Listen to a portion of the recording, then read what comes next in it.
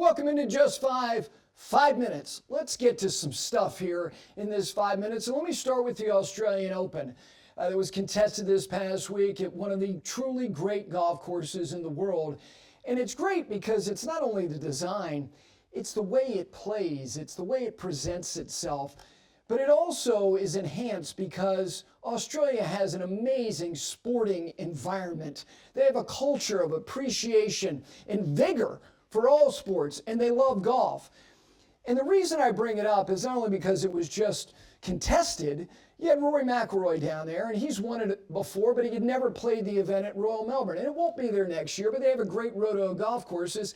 And it gets to the direction of the PGA Tour, as we know that the road to contraction is underway, because every week it seems like somebody else who's in the know is verbalizing that.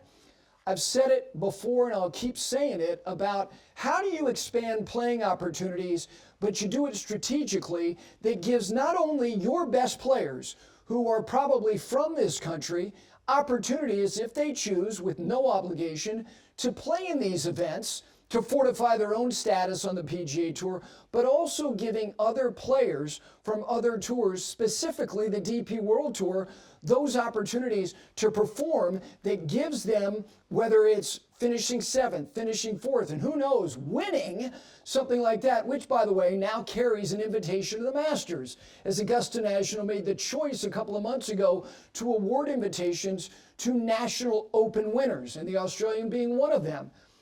The Australian Open should be co-sanctioned between the DP World Tour and the PGA Tour. And think about it. Think about the idea. I don't believe that Scottie Scheffler would go to Australia next year. Who knows? Maybe he goes in 3 years. But I do know this. Jordan Spieth has won the event. And I know that there would be a handful of players that would make the choice to go there.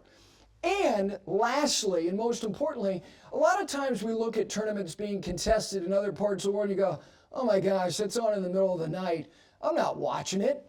But Australia presents an interesting thing about the wonky nature of time zones. First of all, it actually starts a day earlier, even though it's the next day there. And I always wonder, what's Thursday going to be like when it's only Wednesday here? When you have it on late in the afternoon on Wednesday, Thursday, Friday, and then it ends on Saturday, and it's in football season, yeah, you're going to butt up against it a little bit, but not as much.